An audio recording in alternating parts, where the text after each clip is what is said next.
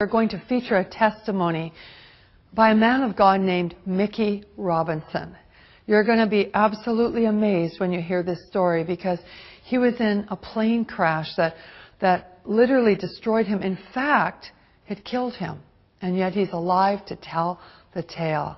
Hold on to your seats right now and listen to this amazing, outstanding testimony of the goodness of God. I'd never met anybody who ever told me about anything personally knowing God or anything supernatural other than historically what I knew from stories from the Bible. Never met one person who told me they had a real relationship with Jesus. Never knew about the need to really come into a relationship with the Lord through Jesus.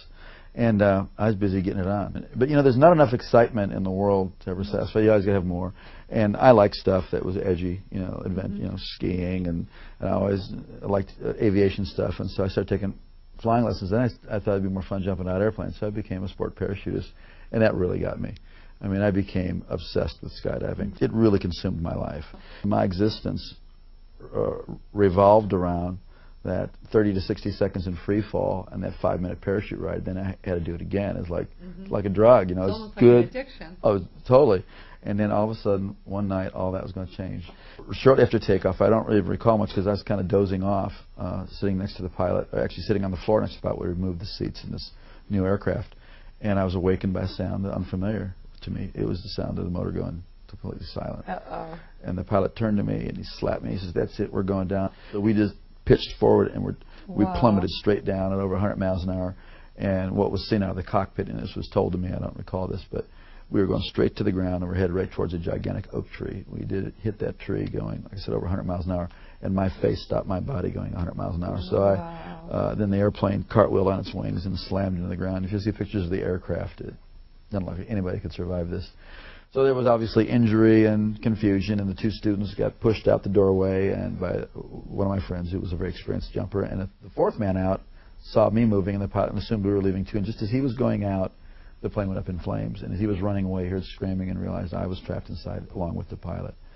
And this brave man who was my friend and went back in the plane and saw me trying to escape where the wing had been torn loose from the airplane. But I was stuck, and but something on my equipment or my clothing was caught, and I was soaked with fuel, and it was on fire from head to toe. Wow. And just like you see in movies, a person whose whole body was engulfed in flames.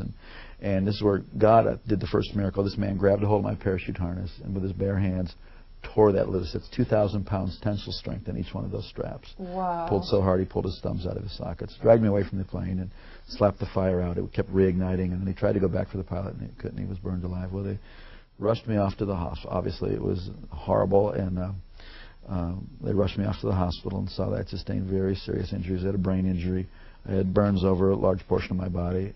I had to find out my eye was blind, my right eye was blind, and you know, tremendous cuts, and you know, the shock of that crash. They told my family I was going to die. They told my sister to come that day because I wasn't going to be there in the afternoon. I had an experience I had never heard about. Never heard anything like this. As I was laying there in that condition, just racked with pain and discomfort in every way possible, suddenly my inner man, the real me, my spirit, sat up out of my body, and I could feel my legs go through the springs of the bed. Wow. And my spirit came out of my body as if you would take a glove off your hand. And instantly, I was in the spiritual world. Instantaneously, I knew this was the real world. And this man that I was seeing was the real me. Now, when that happened, were you aware of any pain still? Or no, I was totally completely separated from the pain and the carcass. Completely, no. And I didn't even remember turning around and looking. I mean, I was transferred immediately into a spiritual dimension. And everything about the spirit world is more real than this world. The colors are brighter. The edges of everything are sharper. The emotions are just enhanced. They are clear. And instantaneously, the thing that really struck me the most was there was a complete absence of the awareness of time. Everything in this world is relative to time. You know, you got up this morning, you'll go to bed at night. Something is old, something is new, it will get old. Something is born, it will die. Everything in this plane, in the physical plane, in the natural plane, is relative to time. But everything in the spiritual plane is relative to eternity. So what had been natural to be aware of time was totally gone. And I was totally aware of eternity. It is shocking. It is stunning to be conscious and to know what eternity is. Also, logic and reasoning doesn't happen there. based on the sum total of all my intelligent thoughts that I've learned. I had a death and I'm in the spirit world. It's like you just know that you know that you know. It's like having a revelation constantly, and it was incredible. And I knew I was traveling. I could feel that I was traveling. And as I looked ahead, there was this pure white light. It was whiter than the whitest snow and brighter than 10,000 suns. And yet I could look right at it, and it was compelling. And it was like I was being towed. I was being towed like a tractor being. And as I was looking, I could feel this anticipation. Wow. But then simultaneously to that, on my right side, I could feel something, and I looked, and there was this blackness sweeping. Now this blackness, as I looked at it, instantly I was aware of its complete nature. It was eternal, like I was experiencing eternity. It was without any matter. It was without any life. It was void, and it was forever non-negotiable, cut off from the source of all life. And the more that I looked at it, the faster it would sweep. And the more that occurred, the more intense the feeling of the nature of being cut off and sealed forever and separated. It is horrific. Yeah. Horrific. You would not. I used to never be able to stand to be near anybody who could say go to hell after that. Because you wouldn't want the worst person. No. You wouldn't want Adolf Hitler, Bin Laden, Saddam. You wouldn't want any human being to ever go in there. It was so horrible. And as that was sweeping, it got down to, it was eclipsing this light. So there was just it was like you're in a room and you close the door, a dark room, and there's a little space between the door and the door jamb. It wasn't a doorway. It was really, this was a real place that I was seeing and that I was feeling. And as it was closing, it was eclipsing. And now I'm standing on the very edge, the precipice of eternal separation.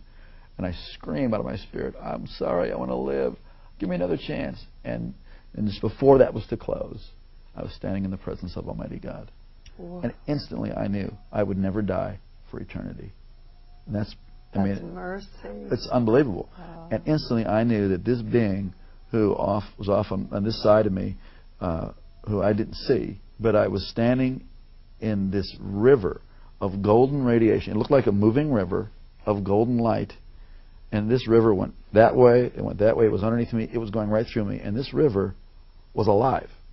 I don't know how to describe it, except that this called the river of life. This river was alive, and it's going right through me, and I'm more alive than anybody can imagine. I mean, this is the height of the experience of life. It filled up with life, and somehow I knew this being was going to take care of me for eternity. I didn't see the New Jerusalem. I didn't see any angels in heaven. I didn't see any people who had gone before me. This was the max. So I was so filled with just the love and all of God's majesty, all of His authority, all of His love, everything was just flowing through me. I was like vibrating like a tuning fork, the very essence of God's nature. But when God spoke to me, and not in a language like you and I are talking now, but the knowledge of His purpose, the word of His purpose, came in through that same light. And I was taken back to the same way I was like being reeled in like a kite, and I went down through space and time, this dimension. As my spirit settled into my body, and I could start to hear out of these ears and see out of this eye, I came to in the room, materialized kind of like they beam up on Star Trek. Right. And I heard myself speaking in this beautiful language that I had never heard anybody talk about before. It's a heavenly language. You know, it was a beautiful language. And when my brain turned on, I thought, what in the heck is this other language? And I was no longer, the person who was dying and dead was no longer, and I was born again and filled with the Holy Ghost. I never heard about that. You know, for years I wondered, what was that blackness and why did it sweep down to where it was just a sliver, like about a half-inch of white light? And years later, God revealed it to me. It was really a historical record of my life. That for all the years that I had lived, I was in darkness. And God gave me a space to cry out to Him. And in that space, it changed my future, my destiny, my whole purpose. God loved me the whole time. God was with me. But, you know, please don't wait until you're that desperate. We're desperate right now, and He's with you, and you have a chance today to cry out to God. It's not complicated. It's not religious. I mean, certainly my prayer wasn't all that complicated, and it wasn't about religion. It was about I needed life, and there is no one of us before God that doesn't need the whole life that He has to offer. It's usually fear that keeps us from doing that. Or like we're afraid, well, I'm not good enough. That's the whole deal. We need God.